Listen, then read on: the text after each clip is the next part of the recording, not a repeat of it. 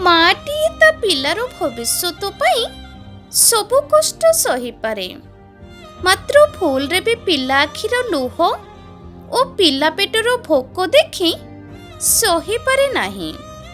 ମା ଠାରୁ ଅଧିକ ତ୍ୟାଗ କେହି କେବେ ବି କରିପାରିବେ ନାହିଁ। ଆଉ ଯଦି କେହି କରୁଛି ବୁଝିନେବେ ନିଶ୍ଚୟ କିଛି ସ୍ୱାର୍ଥ ଅଛି। ଗୋଟିଏ ଭଲ ମଣିଷ କେବେ ବି ସ୍ୱାର୍ଥପର ହୋଇନଥାଏ। ସେ କେବଳ ସେହି ଲୋକମାନଙ୍କ ଠାରୁ ଦୂରେଇ ଯାଇଥାଏ ଯେଉଁମାନେ ତାର ସମ୍ମାନ ହିଁ କରନ୍ତି ନାହିଁ। ମିଛ ସମସ୍ତଙ୍କର ପ୍ରିୟ, ଏହା ଅଲଗା କଥା କି କେହି ଏହାକୁ ମାନନ୍ତି ନାହିଁ, କାରଣ ସତ କହିବାର ଏବଂ ସତ ଶୁଣିବାର ସତ୍ସାହସ ସମସ୍ତଙ୍କ ପାଖରେ ନଥାଏ। ମଣିଷର ଭଲ କର୍ମରେ ସମସ୍ତେ ଚୁପ୍ ରୁହନ୍ତି, କିନ୍ତୁ ଖରାପ କର୍ମରେ ମୁକ ବି କଥା କହିଥାଏ। ଏ ଦୁନିଆର ଲୋକ ବହୁତ ଅଜବ, ମନ ଦୁଃଖ କରି ତୁମ କଥା ଶୁଣନ୍ତି ଆଉ ହସି ହସି ଅନ୍ୟକୁ କୁହନ୍ତି। ସମ୍ପର୍କକୁ ସମୟ ଦେବା ଶିଖ, ନହେଲେ ଅନ୍ୟ କେହି ସମୟ ଦେବାକୁ ଲାଗିଲେ ତୁମ ପାଖରେ ସମୟ ତ ଥିବ, କିନ୍ତୁ ସମୟ ଦେବାକୁ କେହି ଲୋକ ନଥିବ। କାମନାର ବିନାଶରେ ଦୁଃଖର ବିନାଶ, କିନ୍ତୁ ଆଜିର ମନୁଷ୍ୟ ଯେତେ ପାଇଲେ ମଧ୍ୟ ଖୁସି ନାହିଁ କି କାମନାର ଅନ୍ତ ନାହିଁ। ଯିଏ ଜୀବନର ରାସ୍ତାରେ ଝୁଣ୍ଟିବାକୁ ଡରିଯାଏ, ସେ ସଫଳତାର ରାସ୍ତାରେ ଠିକ୍ ସେ ଚାଲିବା କେବେ ଶିଖିପାରେ ନାହିଁ। ମାନସିକ ଆଘାତ ବି ଶାରୀରିକ ଆଘାତ ଭଳି କଷ୍ଟ ଦିଏ। କେବଳ ତଫାତ୍ ଏତିକି ଯେ ଶାରୀରିକ ଆଘାତ ସମୟକ୍ରମେ ଭଲ ହୋଇଯାଇଥାଏ, କିନ୍ତୁ ମାନସିକ ଆଘାତ ସାରା ଜୀବନ ମନେ ରହିଥାଏ। ପ୍ରେମ ନା ଦୟାରେ ମିଳିଥାଏ, ନା ତାକୁ ଯୁଦ୍ଧରେ ଜିତାଯାଏ। ପ୍ରେମ ତ ବାସ୍ ପ୍ରେମରେ ମିଳିଥାଏ। ସେଥିପାଇଁ କାହା ପଛରେ ପଡ଼ି ନିଜକୁ ନଷ୍ଟ କର ନାହିଁ। ଯଦି ପ୍ରେମ ତାଙ୍କ ମନରେ ବି ଥାଏ, ତେବେ ସେ ପ୍ରେମ କେବଳ ତୁମର ହିଁ ହେବ।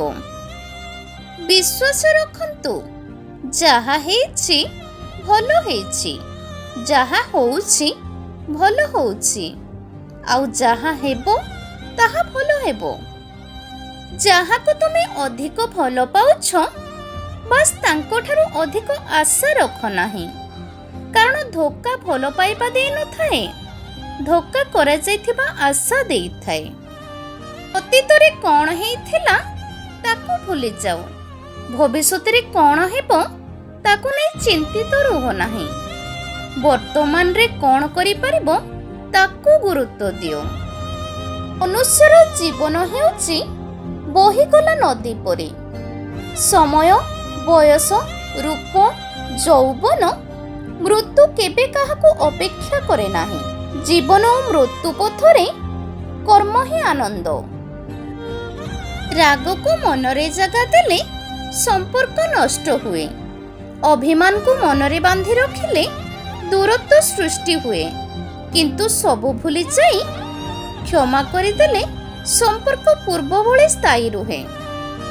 କିଛି ଲୋକ କୋଇଲା ପରି ହୋଇଥାନ୍ତି।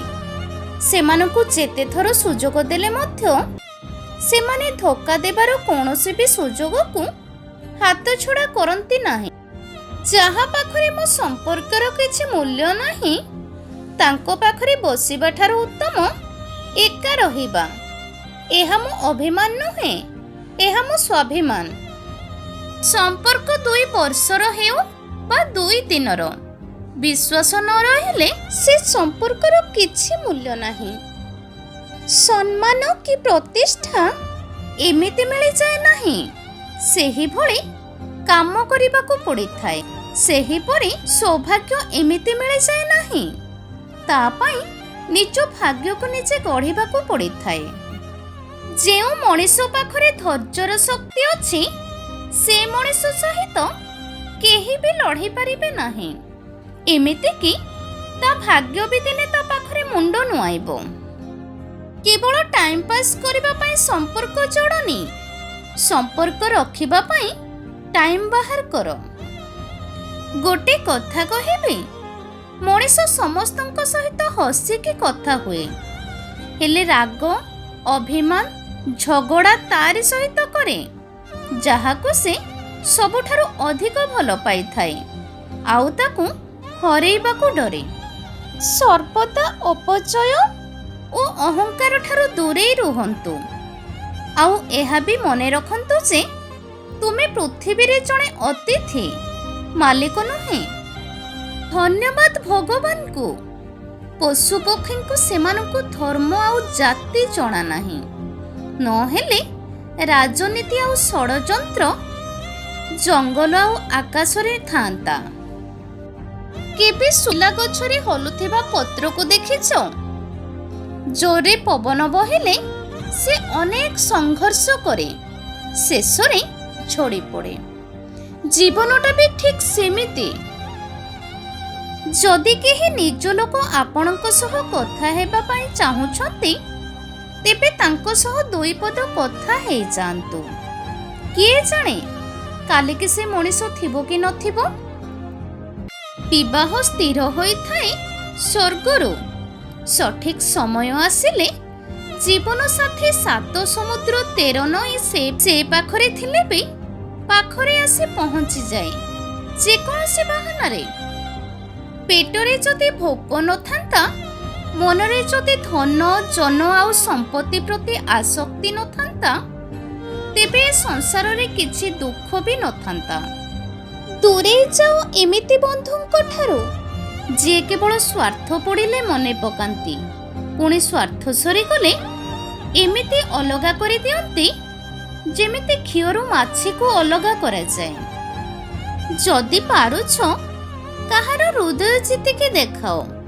मिठा मिठा कथा कही एठी मिछ विश्वास जीतिबा लोक अनेक अछंती।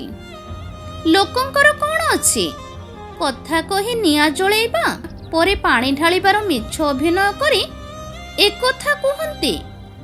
मोर कहिबार अर्थ ताहा नथिला। भगवान को न डर पछे, किंतु निज कर्म को डर, कारण कर्मर फल भगवान को भी भोगिबाकू पड़िछि।